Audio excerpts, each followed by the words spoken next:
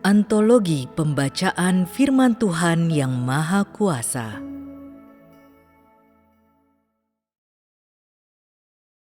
Hanya mengasihi Tuhanlah yang berarti sungguh-sungguh percaya kepada Tuhan.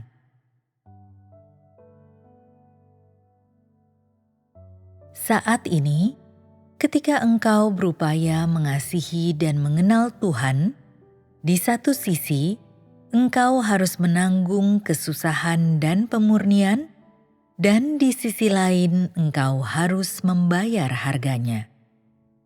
Tidak ada pelajaran yang lebih mendalam dibandingkan dengan pelajaran mengasihi Tuhan. Dapat dikatakan bahwa pelajaran yang orang dapatkan di sepanjang hidupnya sebagai orang percaya adalah bagaimana mengasihi Tuhan. Artinya, jika engkau percaya kepada Tuhan, engkau harus mengasihi Tuhan. Jika engkau hanya percaya kepada Tuhan, tetapi tidak mengasihinya, tidak berupaya mendapatkan pengenalan akan Tuhan, dan tidak pernah mengasihi Tuhan dengan kasih sejati yang berasal dari hatimu, kepercayaanmu kepada Tuhan itu sia-sia. Jika dalam kepercayaanmu kepada Tuhan, engkau tidak mengasihi Tuhan, engkau hidup dalam kesia-siaan, dan seluruh hidupmu adalah yang paling hina dari semua kehidupan.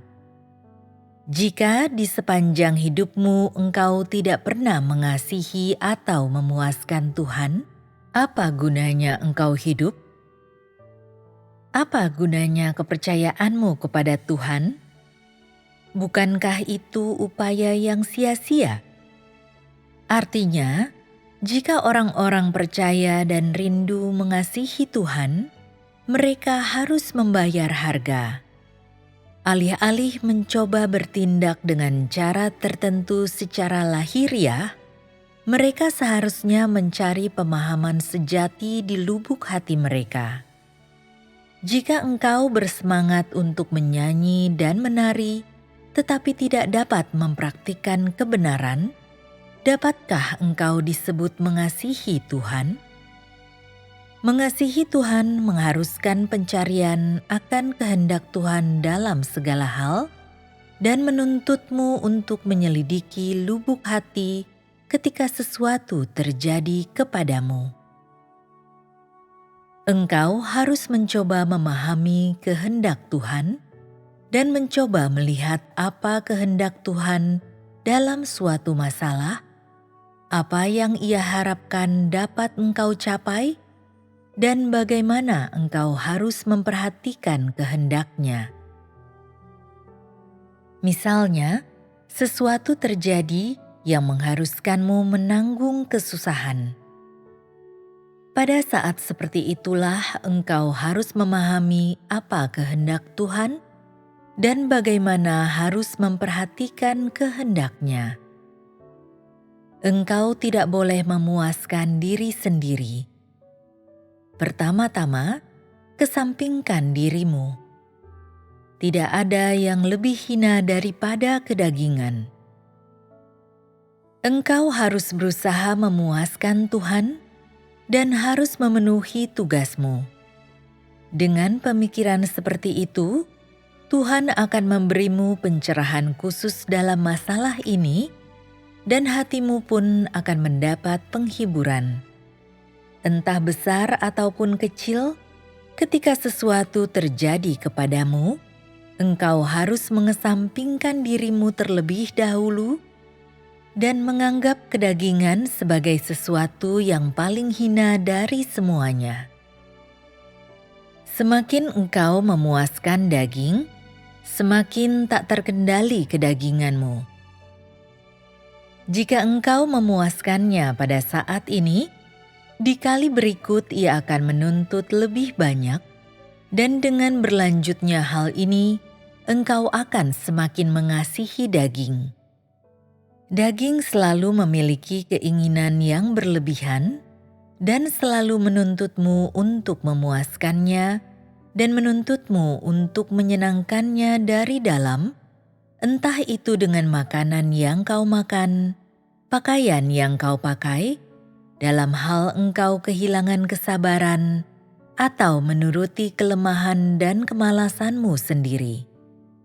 Semakin engkau memuaskan daging, semakin besar keinginan dagingmu, dan semakin bobrok daging, sampai ke satu titik, keinginan daging itu membuat orang menyimpan gagasan yang semakin dalam, tidak mau menaati Tuhan, meninggikan diri sendiri, dan meragukan pekerjaan Tuhan.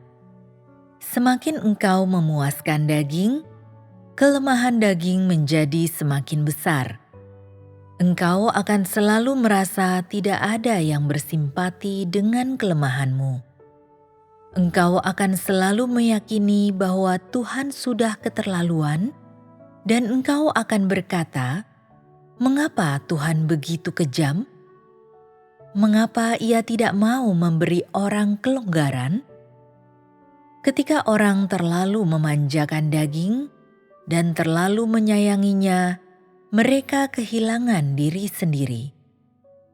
Jika engkau sungguh-sungguh mengasihi Tuhan dan tidak memuaskan keinginan dagingmu, engkau akan melihat bahwa segala sesuatu yang Tuhan lakukan sangat benar dan sangat baik, dan bahwa kutuknya terhadap pemberontakanmu dan penghakimannya terhadap kejahatan-kejahatanmu itu adil. Ada kalanya Tuhan akan menghajar dan mendisiplinkan dirimu dan menciptakan keadaan tertentu untuk melunakkan hatimu, memaksamu untuk datang menghadapnya, dan engkau akan selalu merasa bahwa apa yang Tuhan lakukan itu ajaib. Dengan demikian, engkau akan merasa seolah-olah tidak terlalu sakit dan bahwa Tuhan itu sangat baik. Jika engkau menuruti kelemahan daging dan mengatakan bahwa Tuhan keterlaluan, engkau akan selalu merasa kesakitan, akan selalu merasa tertekan, dan engkau akan sulit memahami semua pekerjaan Tuhan. Lalu, Tuhan akan terlihat seolah-olah sama sekali tidak bersimpati terhadap kelemahan manusia dan tidak menyadari kesusahan manusia. Oleh karena itu, engkau akan merasa sangat sengsara dan kesepian, seolah-olah engkau mengalami ketidakadilan yang besar, dan pada saat seperti ini engkau pun mulai mengeluh. Semakin engkau menuruti kelemahan daging dengan cara seperti ini, engkau akan semakin merasa bahwa Tuhan keterlaluan, sampai sedemikian buruknya sehingga engkau menyangkali pekerjaan Tuhan dan mulai menentang Tuhan dan melakukan pemberontakan. Oleh karena itu, engkau harus memberontak terhadap daging dan jangan menurutinya. Suamimu, istrimu, anak-anakmu, masa depanmu, pernikahanmu, keluargamu, semua itu tidak penting. Engkau harus memiliki tekad ini. Di dalam hatiku hanya ada Tuhan, dan aku harus berusaha semampuku untuk memuaskan Tuhan dan tidak memuaskan daging. Jika engkau selalu dikuasai oleh tekad seperti itu, ketika engkau melakukan kebenaran dan mengesampingkan dirimu, engkau akan mampu melakukan itu dengan sedikit saja upaya. Diceritakan pernah ada seorang petani yang melihat seekor ular yang terbujur kaku di jalan. Si petani mengambil ular itu dan menempelkannya ke dadanya, dan setelah pulih, ular itu menggigit si petani sampai mati. Kedagingan manusia ibarat ular itu. Hakikat daging adalah membahayakan hidup, dan ketika daging telah mendapatkan semua keinginannya, engkau akan kehilangan hidupmu. Daging adalah milik iblis. Di dalam daging terdapat keinginan-keinginan yang berlebihan. Daging hanya memikirkan diri sendiri, ingin menikmati kenyamanan, dan bersenang-senang dalam waktu luang, berkubang dalam kemalasan dan keengganan untuk bekerja. Memuaskan daging sampai titik tertentu akan membuat engkau akhirnya sepenuhnya dikuasai olehnya. Artinya, jika engkau memuaskannya saat ini, di lain waktu daging akan meminta lebih banyak. Daging selalu memiliki keinginan yang berlebihan dan permintaan baru, dan memanfaatkan caramu menurutinya sehingga membuatmu semakin menyayanginya dan senang hidup di tengah kenyamanannya, dan jika engkau tidak mengalahkannya, pada akhirnya engkau akan kehilangan dirimu. Apakah engkau dapat memperoleh kehidupan di hadapan Tuhan? Dan bagaimana nasibmu pada akhirnya? Tergantung pada caramu memberontak terhadap daging.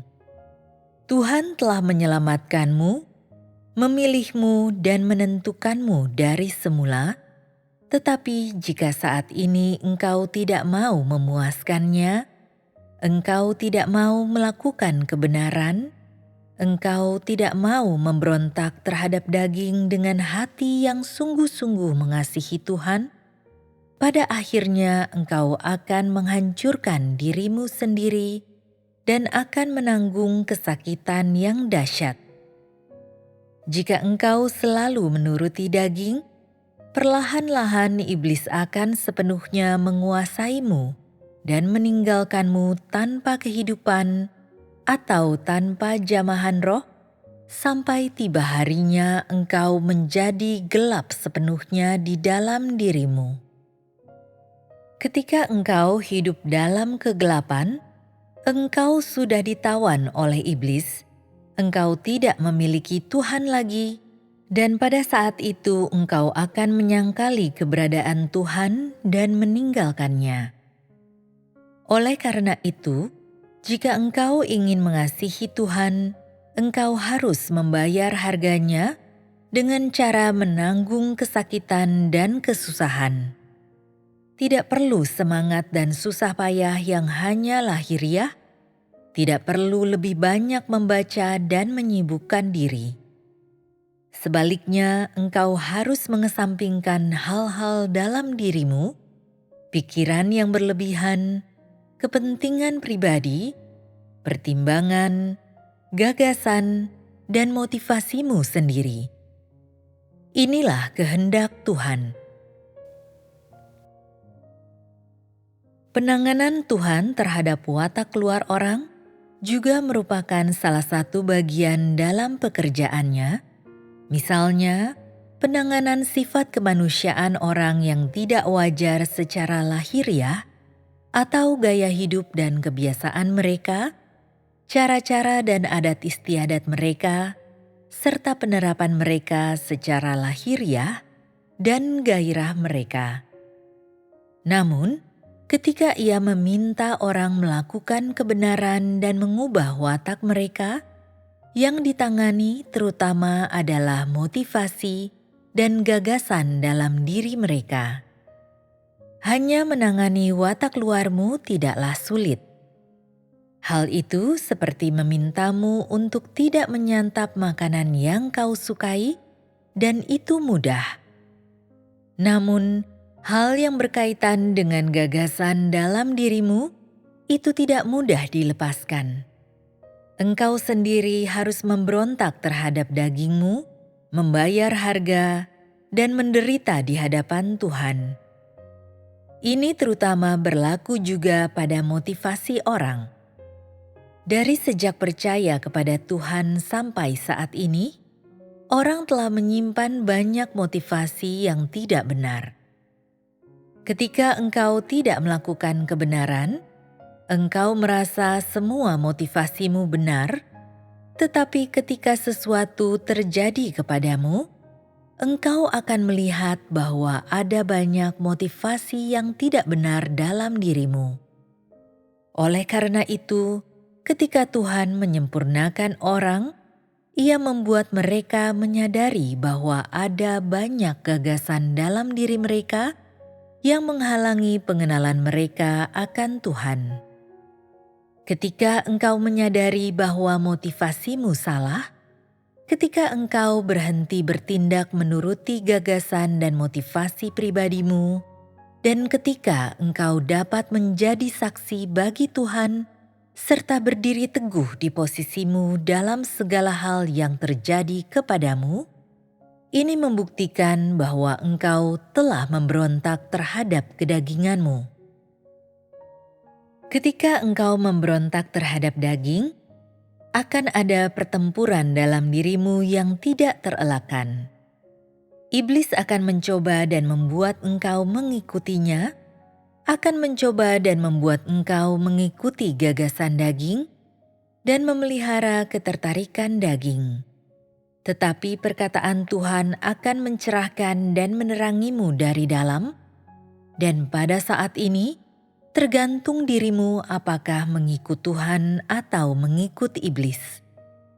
Tuhan meminta orang untuk melakukan kebenaran, terutama untuk menangani hal-hal dalam diri mereka, untuk menangani pikiran dan gagasan mereka yang tidak berkenan di hati Tuhan. Roh Kudus menjamah hati orang dan melakukan pekerjaannya dalam diri mereka. Jadi ada pertempuran di balik semua hal yang terjadi. Setiap kali orang melakukan kebenaran atau menerapkan kasih Tuhan, terjadi pertempuran besar. Walaupun daging mereka tampak baik-baik saja, sebenarnya di lubuk hati mereka, pertempuran hidup dan mati akan terus terjadi. Dan hanya setelah pertempuran dahsyat ini, setelah perenungan dalam waktu yang sangat banyak, barulah kemenangan atau kekalahan dapat diputuskan. Orang tidak tahu entah harus tertawa atau menangis. Karena banyak motivasi yang salah dalam diri orang, atau karena banyak pekerjaan Tuhan yang berseberangan dengan gagasan mereka, tatkala orang melakukan kebenaran, pertempuran dahsyat pun berkobar di balik layar. Setelah melakukan kebenaran ini, di balik layar orang akan meneteskan begitu banyak air mata kesedihan sebelum pada akhirnya memutuskan untuk memuaskan hati Tuhan. Karena pertempuran inilah orang menanggung penderitaan dan pemurnian. Inilah penderitaan yang sejati. Ketika pertempuran terjadi dalam dirimu, jika engkau sungguh-sungguh berdiri di pihak Tuhan, engkau akan dapat memuaskan hati Tuhan. Menderita selama melakukan kebenaran tidak terelakkan. Apabila ketika mereka melakukan kebenaran, semua hal dalam diri mereka benar, mereka tidak perlu disempurnakan oleh Tuhan. Tidak akan ada pertempuran, dan mereka tidak akan menderita.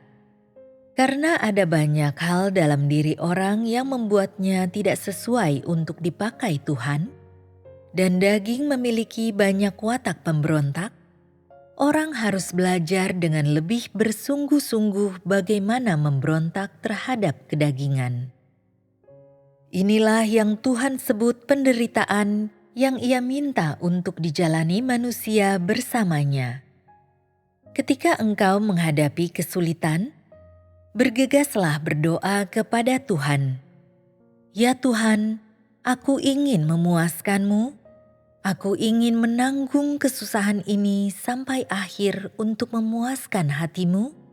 Dan betapapun besarnya rintangan yang aku hadapi, aku harus tetap memuaskan-Mu. Sekalipun aku harus menyerahkan seluruh hidupku, aku harus tetap memuaskan-Mu. Dengan tekad ini, tatkala berdoa seperti ini, engkau akan dapat berdiri teguh dalam kesaksianmu. Setiap kali orang-orang melakukan kebenaran, setiap kali mereka menjalani pemurnian, setiap kali mereka diuji, dan setiap kali pekerjaan Tuhan datang kepada mereka, mereka akan menanggung kesakitan yang dahsyat. Semua ini adalah ujian untuk mereka. Jadi, di dalam diri mereka semua terjadi pertempuran. Inilah harga sebenarnya yang harus mereka bayar. Lebih banyak membaca firman Tuhan dan menyibukkan diri memang ada nilainya. Hal itu harus dilakukan orang, itu tugas mereka dan tanggung jawab yang harus mereka penuhi. Namun, orang harus mengesampingkan hal-hal yang perlu dikesampingkan dalam diri mereka. Jika engkau tidak melakukannya, sebesar apapun penderitaan lahiriahmu dan sebesar apapun kesibukanmu, semuanya akan sia-sia. Artinya, hanya perubahan dalam dirimu yang dapat menentukan apakah kesusahan lahiriahmu berharga. Ketika watak batiniahmu telah berubah dan engkau telah melakukan kebenaran, semua penderitaan lahiriahmu akan berkenan di hadapan Tuhan. Jika watak batiniahmu tidak ada perubahan, sebanyak apapun penderitaan yang engkau tanggung atau sesibuk apapun engkau secara lahiriah, tidak akan ada yang berkenan di hadapan Tuhan, dan kesusahan yang tidak dibenarkan oleh Tuhan sia-sia.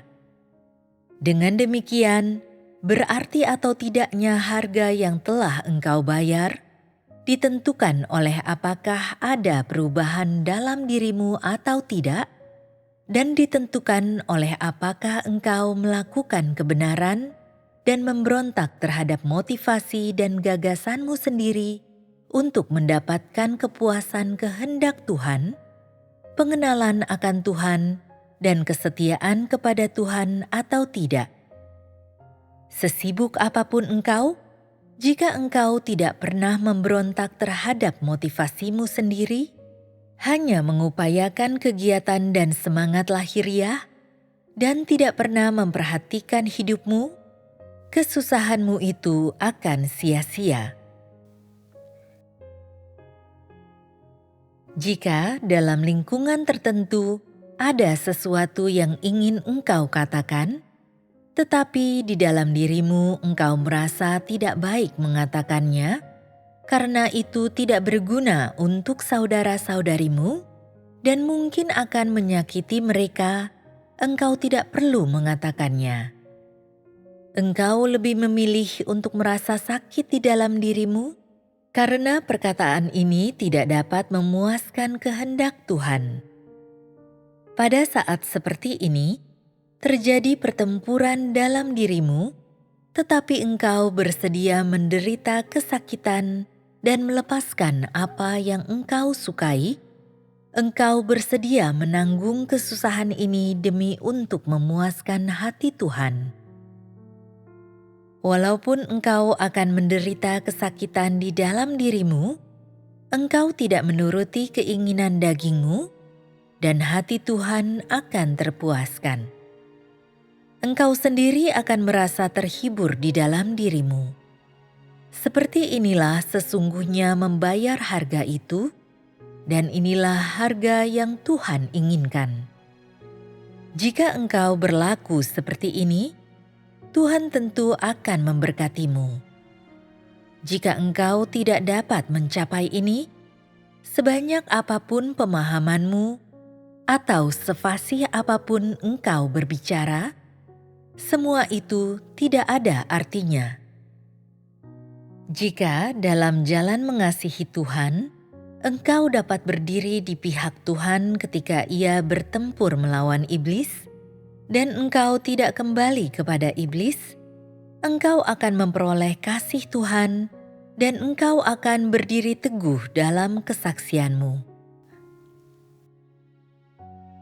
Dalam setiap tahap pekerjaan yang Tuhan lakukan di dalam diri orang, dari luar pekerjaan itu terlihat seperti interaksi antara orang-orang, seolah-olah lahir karena pengaturan manusia atau muncul dari campur tangan manusia.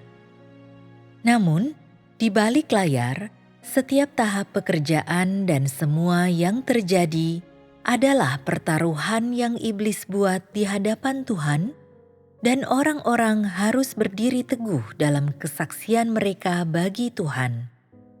Misalnya, ketika Ayub diuji, di balik layar, iblis bertaruh dengan Tuhan, dan yang terjadi kepada Ayub adalah perbuatan manusia dan campur tangan manusia.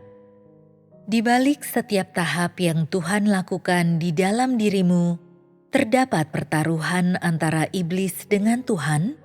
Di balik semua itu ada pertempuran. Misalnya, jika engkau berprasangka terhadap saudara-saudarimu, tentu ada perkataan-perkataan yang ingin engkau ucapkan. Perkataan yang engkau rasa mungkin jahat di mata Tuhan, tetapi engkau merasa sulit menahannya dalam hatimu, dan pada saat itulah pertempuran mulai terjadi dalam dirimu. Apakah aku harus bicara atau tidak? Inilah pertempurannya. Jadi, dalam segala sesuatu selalu ada pertempuran. Ketika terjadi pertempuran dalam dirimu, berkat kerjasamamu dan penderitaanmu yang nyata, Tuhan bekerja dalam dirimu.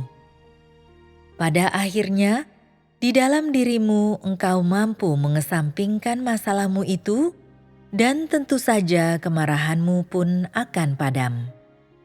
Itulah dampak kerjasamamu dengan Tuhan.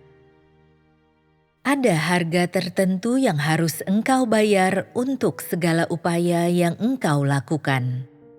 Tanpa adanya kesusahan yang nyata, engkau tidak dapat memuaskan Tuhan, bahkan jauh sekali dari memuaskan Tuhan, dan engkau hanya mengucapkan slogan kosong. Dapatkah slogan-slogan kosong tersebut memuaskan Tuhan? Ketika Tuhan dan iblis bertempur di alam rohani, bagaimanakah seharusnya engkau memuaskan Tuhan? Dan bagaimanakah cara agar engkau berdiri teguh dalam kesaksianmu baginya? Engkau harus tahu bahwa segala sesuatu yang terjadi kepadamu adalah sebuah ujian besar dan merupakan saat ketika Tuhan membutuhkan engkau untuk menjadi kesaksian. Dari luar, hal ini mungkin tidak terlihat seperti masalah besar. Tetapi ketika terjadi, hal ini menunjukkan apakah engkau mengasihi Tuhan atau tidak. Jika engkau mengasihinya, engkau akan mampu berdiri teguh dalam kesaksianmu baginya. Jika engkau belum menerapkan kasihnya, ini menunjukkan bahwa engkau bukan seseorang yang melakukan kebenaran, bahwa engkau tidak memiliki kebenaran, dan tidak memiliki hidup. Engkau hanyalah sekam. Segala sesuatu yang terjadi kepada orang-orang terlaksana saat Tuhan mengharuskan mereka untuk berdiri teguh dalam kesaksian mereka bagi Dia. Belum ada kejadian besar yang terjadi kepadamu saat ini, dan engkau tidak memiliki kesaksian yang besar, tetapi setiap detil kehidupanmu sehari-hari adalah kesaksian bagi Tuhan.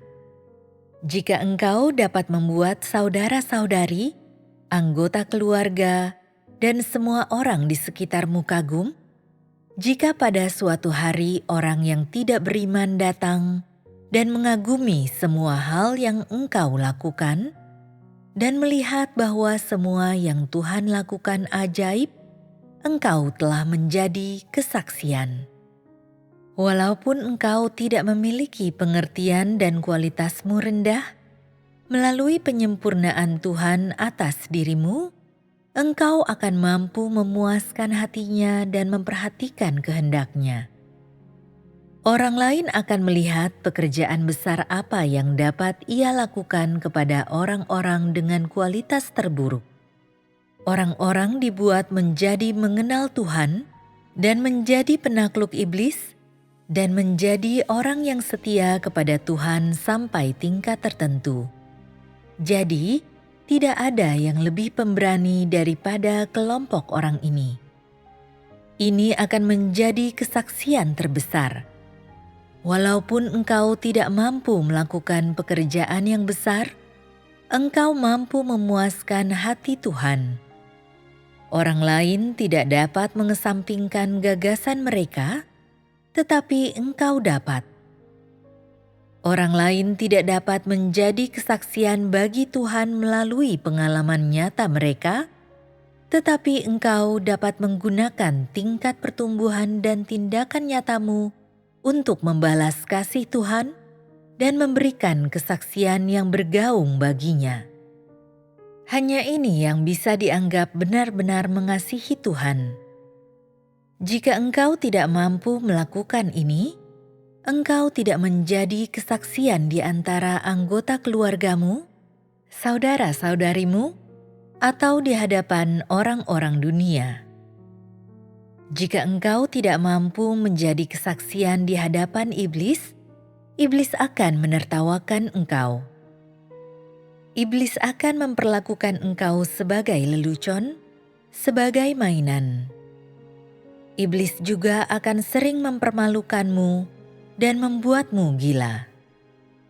Di masa depan, ujian besar mungkin akan menimpamu, tetapi saat ini, jika engkau mengasihi Tuhan dengan hati yang murni, jika terlepas dari sebesar apapun ujian yang akan datang, terlepas dari apapun yang akan terjadi kepadamu, jika engkau mampu berdiri teguh dalam kesaksianmu dan mampu memuaskan Tuhan, hatimu akan terhibur dan engkau tidak akan takut menghadapi ujian sebesar apapun di masa depan.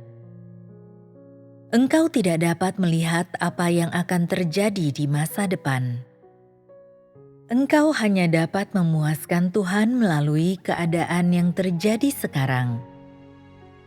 Engkau tidak mampu melakukan pekerjaan besar dan harus berfokus memuaskan Tuhan dengan cara mengalami perkataannya dalam kehidupan nyata, serta memberikan kesaksian yang kuat dan bergaung yang mempermalukan si iblis. Walaupun dagingmu tetap tidak terpuaskan dan menderita, engkau akan memuaskan Tuhan dan mempermalukan iblis. Jika engkau selalu berlaku seperti ini, Tuhan akan membukakan jalan di hadapanmu.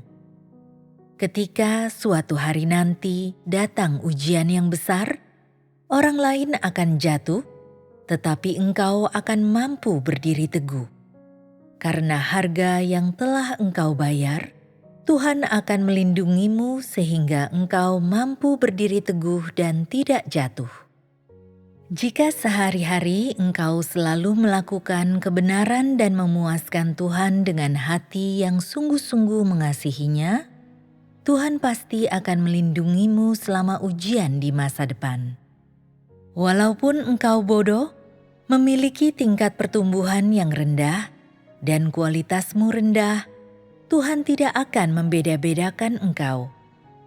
Hal itu tergantung apakah motivasimu benar. Saat ini engkau mampu memuaskan hati Tuhan sebab engkau memperhatikan detil terkecil. Engkau memuaskan Tuhan dalam segala hal.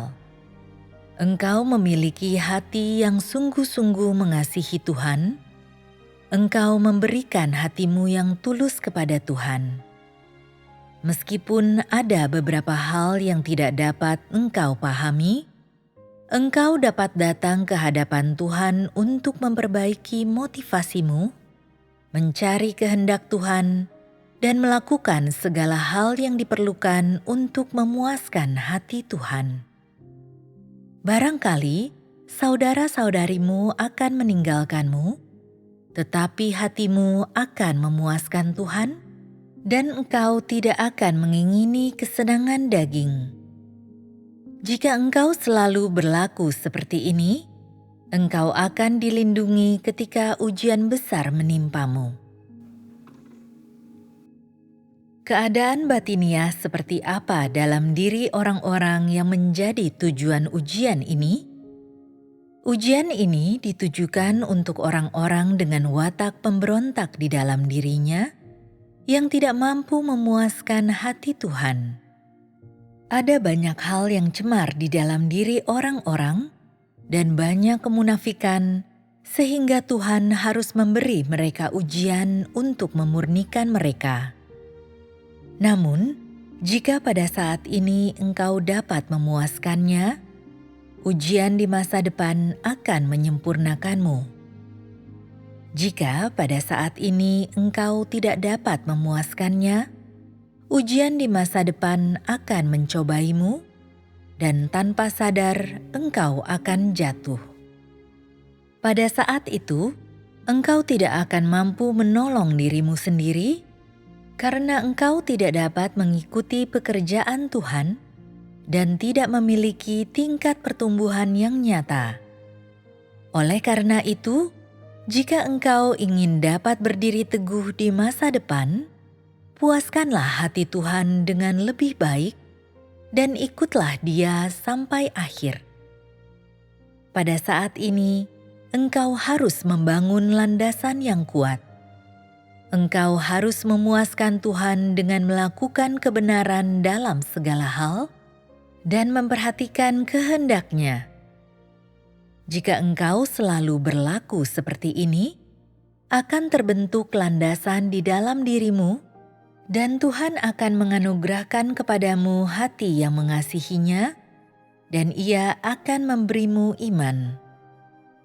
Kelak, ketika ujian benar-benar menimpamu, engkau mungkin akan menderita kesakitan, merasa dirugikan sampai titik tertentu, dan merasakan duka yang menghancurkan, seolah-olah engkau hampir mati, tetapi kasih-Mu kepada Tuhan tidak akan berubah dan akan menjadi semakin dalam. Seperti itulah berkat Tuhan.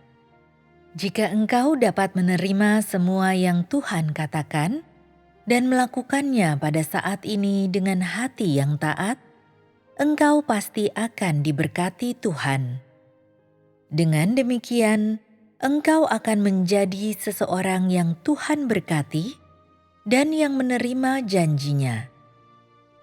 Jika saat ini engkau tidak melakukannya, ketika ujian menimpamu kelak, engkau tidak akan memiliki iman atau hati yang mengasihi.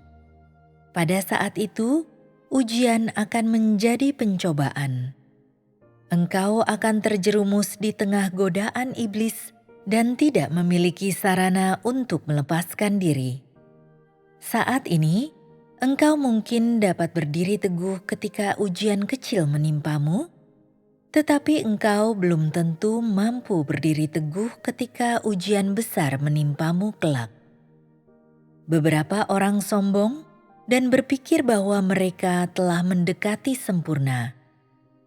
Jika engkau tidak masuk lebih dalam pada saat itu dan tetap berpuas diri, engkau akan berada dalam bahaya. Pada saat ini, Tuhan tidak memberimu ujian yang lebih besar. Semuanya terlihat baik-baik saja, tetapi ketika Tuhan mengujimu, engkau akan mendapati bahwa engkau masih memiliki terlalu banyak kekurangan karena tingkat pertumbuhanmu masih terlalu rendah dan engkau tidak mampu menanggung ujian-ujian yang besar. Jika saat ini engkau tidak bergerak maju, jika engkau berdiam di tempat yang sama, ketika angin ribut bertiup, engkau akan jatuh. Engkau harus sering menyadari akan rendahnya tingkat pertumbuhanmu. Hanya dengan cara inilah engkau akan mengalami kemajuan. Jika engkau hanya melihat betapa rendahnya tingkat pertumbuhanmu pada saat mengalami ujian, betapa lemahnya tekadmu, betapa sedikitnya yang nyata di dalam dirimu, dan betapa tidak memadainya engkau untuk melakukan kehendak Tuhan. Jika engkau baru menyadari semua ini pada saat itu, semuanya sudah terlambat. Jika engkau tidak mengenal watak Tuhan, engkau pasti akan jatuh saat ujian. Karena engkau tidak menyadari cara Tuhan menyempurnakan orang dan dengan cara apa Ia menyempurnakan mereka, ketika ujian Tuhan menimpamu dan itu tidak sesuai dengan gagasan pribadimu, engkau tidak akan dapat berdiri teguh. Kasih sejati Tuhan adalah watak Tuhan seutuhnya, dan ketika watak Tuhan yang seutuhnya ditunjukkan kepadamu, apakah dampaknya untuk kedaginganmu? Ketika watak Tuhan yang benar ditunjukkan kepadamu, dagingmu pasti akan menderita kesakitan yang hebat. Jika engkau tidak menderita kesakitan ini, engkau tidak dapat disempurnakan oleh Tuhan dan tidak mampu mempersembahkan kasih yang sejati kepada Tuhan. Jika Tuhan menyempurnakanmu, Ia pasti akan menunjukkan watak-Nya yang seutuhnya kepadamu. Dari awal mula penciptaan hingga saat ini, Tuhan tidak pernah menunjukkan watak-Nya yang seutuhnya, tetapi pada akhir zaman, Ia menyingkapkannya kepada sekelompok orang yang telah Ia tentukan dari semula dan telah Ia pilih. Dengan menyempurnakan orang-orang, Ia menyingkapkan watak-Nya yang akan memperlengkapi sekelompok orang. Itulah kasih sejati Tuhan bagi orang-orang.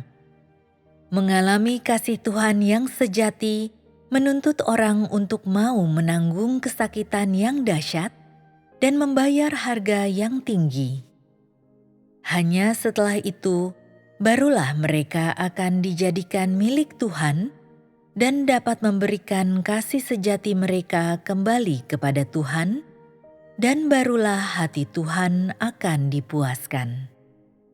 Jika orang ingin disempurnakan oleh Tuhan dan ingin melakukan kehendak-Nya, dan sepenuhnya memberikan kasih sejati mereka kepada Tuhan, mereka harus mengalami banyak penderitaan dan siksaan dari keadaan tersebut, menderita kesakitan yang lebih buruk daripada kematian. Pada akhirnya, mereka akan dipaksa untuk memberikan hati mereka yang benar kembali kepada Tuhan. Apakah seseorang itu sungguh-sungguh mengasihi Tuhan atau tidak? Itu akan tersingkap selama kesusahan dan pemurnian. Tuhan memurnikan kasih orang, dan ini hanya dapat dicapai di tengah kesusahan dan pemurnian.